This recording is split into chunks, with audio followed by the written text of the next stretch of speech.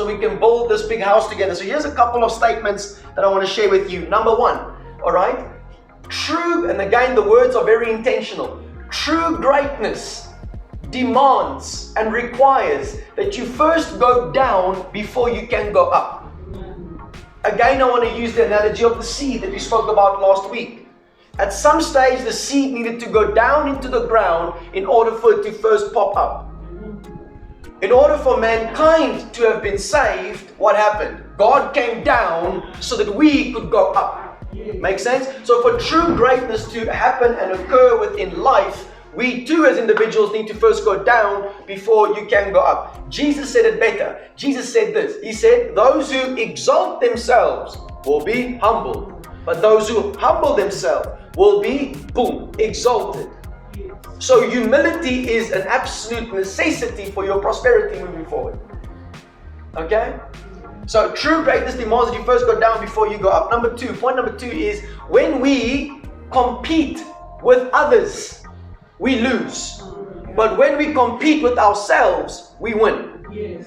Can I submit to you, the brother or sister sitting next to you or behind you, that person is not your competition. Yeah. Your competition is you. Amen. Your competition is your impatience. Your competition is your procrastination. Yes. Your competition is integrity. Your competition is your inconsistency. That is your competition, not the brother or sister next to you. Why? Because Jesus said, love your neighbor as you love yourself. Yes. So how can I love you if I'm competing against you? I can't. Again, the broccoli never tries to be the lettuce. The lettuce never tries to be the broccoli. Okay? I honestly believe it's my personal opinion, alright? So it's not truth, it's just my personal opinion. I believe that right now, currently, one of the greatest football players, soccer players on the planet is a guy by the name of Ronaldo. Why has he been so consistent all along? Because he's focusing on himself. And because he's focusing on himself, he's able to be a blessing to the world of football. Yeah. Makes sense? It's again the same analogy we're building on from where we left off last week. Again, the broccoli, as it's focusing on being the broccoli, that broccoli does not exist for itself. It exists for us to eat. Yeah. You never see a broccoli eating a broccoli. Mm-hmm. All right? You never see an apple tree eating an apple. You don't see that. So those seeds exist for others. And in that purpose, it finds fulfillment. Okay? So, point number 3. Now it gets very, very interesting. Point number 3. Decide. Okay? A decision is an action. So, decide to no longer be governed by what you see with your eyes, but what you see in your mind. Yeah. Can I tell you, for some of you in this room, and for some of you that are busy listening to the sound of my voice, one of your biggest enemies right now in your life, in this season that you find yourself in, is your eyes. Which leads me into point number 4. Before I go into point number 4, God said this. He says, walk by sight. No, He says, walk by faith. Walk by faith. The word faith, like we shared last week, in Greek is called pistis, P-I-S-T-I-S. The word pistis there simply means belief. So walk by faith, not by sight. Yeah. Can I submit to you too that, listen very carefully, one of the greatest enemies to the vision that God gave you is your eyes.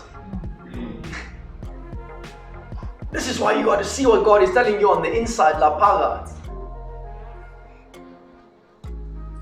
Okay, so it leads me to point number 4. I get excited about these ones.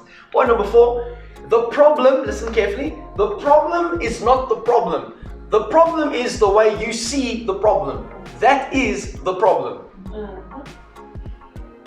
Which goes into point number 5, that the problem is not the problem. The problem is our ignorance towards the right knowledge with regards to the problem.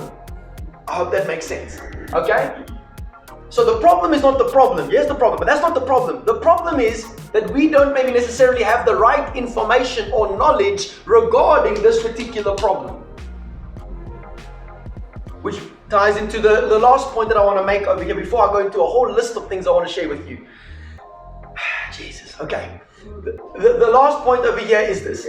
What you believe is more important than what is happening around you. Yeah.